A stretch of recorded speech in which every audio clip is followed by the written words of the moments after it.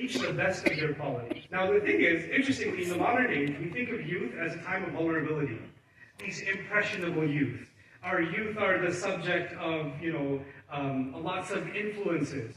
How do you survive living in the modern world as a vulnerable youth? And our youth are being influenced by this or that or the other. And the youth and the drug problem, and the youth and the alcohol problem, and the youth and the gang problem, and the youth and depression, and the youth and suicide. Youth problem, youth problem, youth problem. Right? And if you're too young, you can't handle responsibility because you're just a youth. Right? And there's entire machinery in place, because the things that are put in place in the modern world, they're not in place because somebody has an agenda against Islam. They have an agenda for making money. So all the big movements that exist in the world today, that influence the world, they exist for capitalistic reasons, right?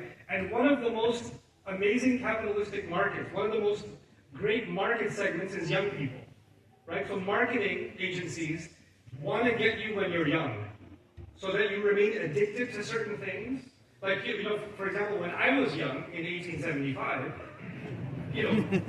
there was a marketing strategy to get young people involved in video games, right? More and more. And I'm still a gamer, but that's because of the addiction that was created a really long time ago. You understand? So there's actually focus groups. Those of you that are in the field of marketing or advertising.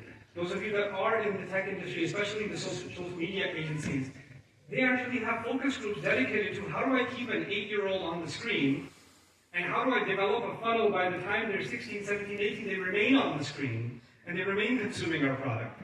And the reason I'm mentioning that here is because this is a very strategic effort to make sure that young people who are actually immature, kids that are actually not yet physically mature and even mentally mature yet, they're still impressionable, they never actually properly grow out of that stage, and you can suggest anything to them and they'll just do it, right? So we keep grooming them to remain children. We keep grooming boys to remain boys, and we keep grooming girls to remain girls, instead of them ever becoming men and women.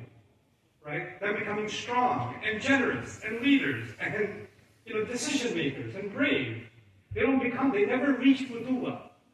They never reach that. Interestingly, one of the highest qualifications a Muslim scholar can have in the realm of jurisprudence and fiqh is that they can become a mufti and they can do ifta. And ifta itself comes from futuwa. So you understand that there's actually an etymological connection between the ability to make a really mature, well-thought-out decision, which is what a fatwa is, right? Somebody did their homework, they did their research, they looked at all the aspects, the historical aspects, the current aspects, the riwayah, the dirayah, they looked at all of that and they made a conclusion about this is what the Islamic position is. That's what a fatwa is, right? And that fatwa is actually from the word futuwa, which is from the word youth.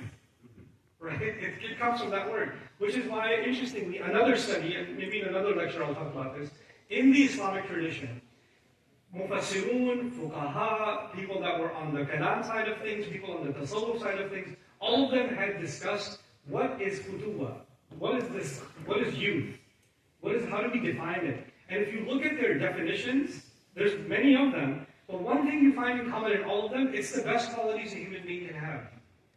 Some would say, someone who's a true fatah is someone who is just as generous when they're giving food to their enemy than when they're giving food to their friend. That's a fatah. Well, Al-Asbahani said this in his writings on what is a fatah, right? Someone who does not shift with a trend, and their commitment to Allah and His Messenger remains the same in victory and in loss. This is a fatah. In other words, the youth in the Islamic tradition, we're not even touching Quran yet, but just based on the word and how Allah talks about them. The youth are people, they don't follow trends, they create trends. They don't fall into, everybody's doing it, I gotta do it too. Everybody's wearing these shoes, I gotta wear these shoes.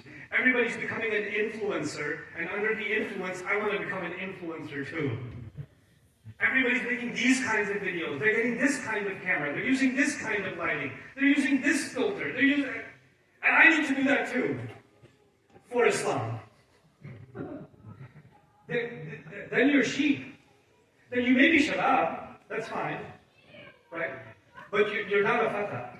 You're a shah, but you're not a fatah. There's a difference between the two. So now having said that, let's turn, inshallah, for a little bit to the Quran and some drizzle, some insights that we can get from how Allah discusses this subject. I think the premise, or the prerequisite to understand this subject is important, so I'll take 5 minutes to give you the prerequisite. And the prerequisite is Allah is very selective in what He chose to tell us in the Quran. The Quran is actually an extremely brief book. It's not an exhaustive book in terms of quantity. It's endless in terms of quality. But it's actually very limited in terms of quantity. 114 surahs are not very many. And many of those surahs are like 3 of them on a page. Right? Or they're just a handful of pages. Most surahs are shorter than a research paper PDF. You understand that? So the Quran is actually extremely brief. If you look at it for a 23-year revelation, it's extremely, extremely brief, right? Which means Allah is extremely selective about every single ayah that He chose to make part of the final revelation. And every word in the Quran is a selection out of endless words that could have been chosen. So the first place, and that's the benchmark place because it's the story of the youth, is Ashab al-Kahf. It's not the only place, but I just want to highlight one thing from there. I'll start here and I'll end here also. And we'll go to other places in between. Allah mentions, just by mentioning Ashab al-Kahf in the opening ayah of the story of Surah al-Kahf, it's interesting, He mentioned Ashab al-Kahf right after He mentioned, إِنَّا جَعَلْنَا مَا عَلَى الْأَرْضِ زِينَةً لَهَا. We made whatever's on the earth as a beautification for it, to test people. Right? And then He mentioned young people who were not, seduced by the beauty of the world. Right? And if you look at marketing trends now, social media trends now, what are youth? What youth content? Teenage content? 20-somethings content? What are they putting out in the world? What are they not just what are they producing, what are they viewing? A lot of it has to do with beauty. Cars, fashion, bodybuilding, fashion, makeup, right? Beautiful places to go to, right? It's in one way or the other, there's this obsession with material beauty that's being highlighted and pushed upon youth. In fact, there's studies on young girls that are going into deep depression because they watch so much social media. They realize, I have too many freckles, or my skin is too dark, or it's too pale, or it's too this. I need to use bleach or something or to scrape the skin off and get a new one. And I need to get this surgery and that surgery. My nose is too big, and my eyes are too far apart. If somebody has a nail and a hammer to, adjust them, and my lips and my ears and my this, and you start seeing problems in yourself you never saw before. Why? Because there's this hyper comparison. And why is that being done? Because it's pushing a certain industry, isn't it? Right? And then now 8-year-old girls know all about which filter to use and which makeup brand to use and which filler to use and all of that stuff. Right? Obsessed with it. But why is that happening? Because there's an obsession with beauty. And Allah says in this remarkable ayah, He says, whatever He made in this world as a beautification was there to test people. Who's going to come out on top? Who's going to be best in terms of deed? And right after He says that He's going to reduce the world to nothing, basically, slipping blood, sa'idan juruza. After He does that, then He mentions, and by the way, did you think about Ashab al-Kahf? Aren't they one of my unique examples? It's as if Allah is saying that He, through this revelation and through faith, Allah is able to empower young people in a way that most people are not able to find that kind of strength. They can only find that inside this faith. And that's why there's this concept in Arabic and in rhetoric. It's easy to understand even in English. It's famously known as al-ibhar fi maqam al-imar. What that means is, when you say a noun, then after that you say a pronoun. Let me give you a simple example. Once upon a time, there was a farmer. He went to the market. Who's he? The farmer. I didn't say the farmer, I said he. How did you know it's the farmer? Because I just mentioned the farmer first. So the moment the farmer is the noun, and he is the pronoun. So the moment I use the pronoun, you already know it goes back to the noun. And I don't have to say, once upon a time there was a farmer, the farmer went to the market. I don't do that. It's unnecessary.